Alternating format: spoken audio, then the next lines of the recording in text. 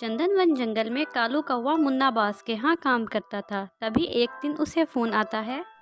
Hello, क्या मेरी बात कालू कौवे से हो रही है? जी हाँ, मैं कालू ही हूँ। आप कौन? कालू कौवे, मैं भरोसेमंद कंपनी से बोल रही हूँ। आपने हमारी कंपनी में जॉब के लिए इंटरव्यू दिया था। आप सिलेक्ट हो गए हैं, लेकिन आपको इसके लिए सुंदरवन जंगल शिफ्ट होना पड़ेगा और आपकी सैलरी पूरे 1 लाख रुपए महीना होगी। ये सुनकर कालू कौवा बहुत खुश हो जाता है और जॉब के लिए हाँ कर देता है। और फिर अगले ही रोज कालू कौवा अपना सामान पैक कर लेता है और सुंदरवन जंगल के एक घर में एक किराए के कमरे में रहने लगता है। तभी उसकी माँ टोनी चिड़िया का फोन आता है। और बेटा, कहाँ है तू अभी? बेटा, तुझे कमरा मिला के नहीं? माँ, मुझे कमरा मिल गया है। जो इस घर का मालिक टुन्नू चिड़ा था, उसे बहुत जल्दी थी दूसरे जंगल जाने के लिए, इसलिए माँ मुझे जल्दी ही कमरा मिल गया। बेटा, ये तो वही कमरा तो नहीं जिसके बारे में तूने मुझे बताया था? हाँ माँ, पर क्या हुआ? तुम इतनी परेशान क्यों हो गई हो? बेटा, तू वहाँ से चला जा। उस घर में भूत प्रेत रहते हैं। मेरी पड़ोस की बेटी चुलबुल वहीं रहती है, उसने मुझे बताया है। माँ, तुम तो जानती हो मुझे इन भूत प्रेतों पर विश्वास नहीं है। चलो, मुझे अब बहुत काम है, अब मैं रखता हूँ। और फिर ऐसे ही काफ़ी दिन गुजर जाते हैं। अब तो रोज़ाना कालू कौवे के साथ तरह तरह के हादसे होते थे। एक दिन उसे किसी के पैरों के निशान दिखाई देते हैं, तो फिर एक दिन उसे किसी चिड़िया के रोने की आवाज़ सुनाई देती है।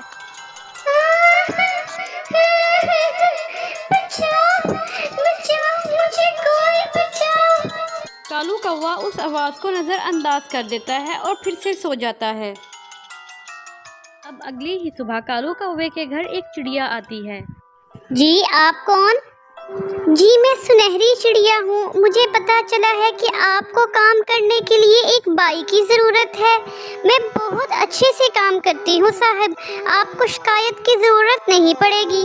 मगर तुम्हें कैसे पता चला कि मुझे एक बाई की ज़रूरत है? मैंने तो किसी से नहीं कहा कि मुझे बाई की ज़रूरत है। चलो अच्छा, अगर अब आ ही गई हो तो काम शुरू करो। अब सुनहरी चिड़िया कालू कौवे के यहाँ काम करती थी। एक दिन काम करते वक्त सुनहरी चिड़िया का रंग बदल जाता है और उसके सर पर तो सींग बन जाते हैं। उसके चेहरे पर नाखूनों के निशान आ जाते हैं। ये तुम्हें क्या हो रहा है सुनहरी? कुछ नहीं साहब, कुछ नहीं। आपको कोई काम था?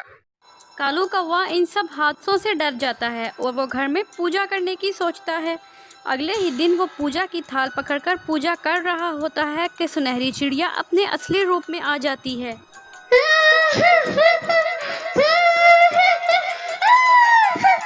कालू कौवा, तू क्या कर रहा है? मैं कहती हूँ तू रुक जा। मैं कहती हूँ रुक जा, तुझे नजर नहीं आ रहा कालू कौवा? मुझे तकलीफ हो रही है, मेरा पूरा बदन जल रहा है। मैं कहती हूँ रुक जा कालू कौवा, इसका अंजाम बहुत बुरा होगा। मैं कहती हूँ रुक जा कालू कौवा। ये देखकर कालू कौवा बहुत डर जाता है, मगर वो मंत्र पढ़ता ही रहता है। मैं तुझे मार दूंगी कालू कौवा। इस घर में भी मुझे मारा गया था। अब इस घर में जो आता है मैं उसे मार देती हूँ। अब तेरी बारी है कालू कौवे, तैयार हो जा। कालू कौवा हिम्मत नहीं हारता और मंत्र पढ़ता ही रहता है।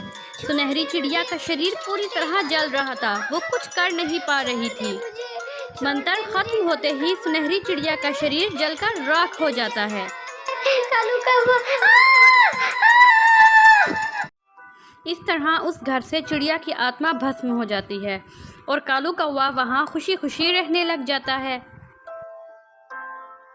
आपको हमारी कहानी कैसी लगी कमेंट में ज़रूर बताइएगा और ऐसी मज़ीद कहानियाँ देखने के लिए हमारे चैनल को सब्सक्राइब और बेल आइकन को ज़रूर दबाएं। Thank you. मिलते हैं अगली कहानी में, तब तक गुड बाय।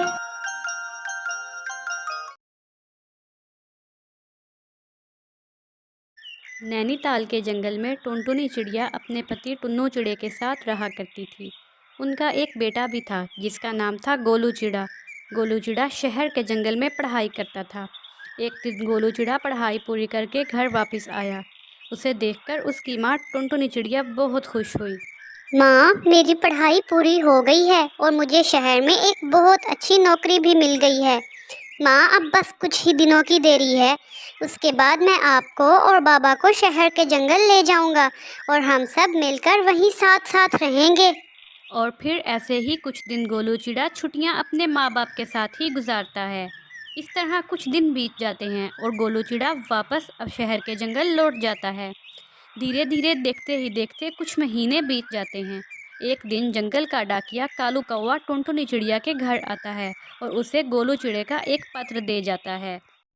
टुन्नू जी, ये देखो, हमारे बेटे का पत्र आ गया है। लगता है उसने हम दोनों को अपने साथ शहर के जंगल में रहने के लिए बुलाया है। रुको टुन्नू जी, मैं अभी पत्र खोलकर पढ़कर देखती हूँ और अभी आपको बताती हूँ मेरे बेटे ने पत्र में क्या लिखा है। आप देखना, मेरा लाल हम दोनों को याद कर रहा होगा। टुनटुनी चिड़िया जब पत्र खोलकर उसे पढ़ती है तो वो तो हैरान हो जाती है। पत्र में लिखा था, माँ, पिताजी, मैंने यहाँ शादी कर ली है और मैं अब अपनी पत्नी के साथ यहाँ ही रहूँगा और आप लोगों को यहाँ आने की कोई ज़रूरत नहीं है। मैं अपनी पत्नी के साथ यहाँ अकेला रहना चाहता हूँ। वैसे भी मेरी कमाई इतनी नहीं है कि मैं आप लोगों का भी खर्चा उठा सकूँ। तब तक दोस्तों, अगर आपने मेरे चैनल को सब्सक्राइब नहीं किया तो मेरे चैनल को सब्सक्राइब करके बेल आइकन दबा लें। देख लिया ना गोलू की अम्मा, गोलू ने क्या लिखा है, पढ़ लिया ना। गोलू तो हमें बोझ समझता है, बोझ। हमने उसे पढ़ लिख कर काबिल बनाया और वो आज कह रहा है कि उसके पास आने की कोई ज़रूरत नहीं है। कैसा नालायक बेटा है वो। मुझे लगा था कि हमारा बेटा हमारे बुढ़ापे का सहारा बनेगा, पर हमारा बुढ़ापा आने से पहले ही उसने हमें छोड़ दिया। दोनों पति पत्नी अपने बेटे का पत्र पढ़कर बहुत दुखी हुए। धीरे धीरे समय गुजरने लगा। एक दिन गोलू चिड़े की पत्नी टोनी चिड़िया उससे कहती है, सुनो जी, गोलू जी, गांव के जंगल में हमारा कितना बड़ा घोंसला है। क्यों ना आप उस घोंसले को बेचकर शहर में हमारे लिए एक बहुत बड़ा घोंसला खरीद लो। पर टोनी, उस घोंसले में तो मेरे माता पिता रहते हैं और उनके होते हुए मैं ये घोंसला कैसे बेच सकता हूँ। आप भी ना गोलू जी बहुत डरपोक हो। अरे एक बार अपने माता पिता से बात करके तो देखो, क्या पता वे मान जाएं। और अगर वे नहीं भी मानेंगे तो वे दोनों बूढ़े हो चुके हैं, कभी भी मर सकते हैं। इन्हें यहाँ शहर के जंगल लेते आना, यहीं कहीं रख लेंगे कुछ दिनों तक। अपनी पत्नी टोनी चिड़िया की बात मानकर गोलू चिड़ा अपने माता पिता के पास जाता है और उनसे घोंसला बेचने की बात कहता है। अरे नास पीटे, क्या मैंने तुझे इस दिन के लिए पाल पोस कर बड़ा किया था। अरे पहले तूने अपनी पत्नी के आते ही हम दोनों को पराया कर दिया और अब तू चाहता है कि हम अपने घोंसले को भी छोड़ दे। मेरे जीते जी ये कभी नहीं हो सकता। निकल जा यहाँ से, निकल जा, नहीं तो मैं कुछ ऐसा कर दूंगी जो तुझे बर्दाश्त ना हो पाएगा। चला जा यहाँ से, चला जा कमबख्त। बहुत मनाने के बाद जब गोलू चिड़ा के माता पिता नहीं मानते तो गोलू चिड़ा उदास होकर वहाँ से चला जाता है और रास्ते में उसे उसका बचपन का दोस्त कालू कौवा मिलता है। वह उसके पास जाता है और उसे सारी बातें बताता है।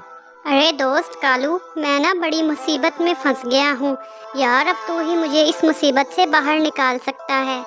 कालू एक अच्छा कौवा था। वो उसकी सारी बात सुनकर उससे कहता है, अरे देख यार गोलू, मुझे तो तेरी सोच पर बहुत ही अफसोस हो रहा है।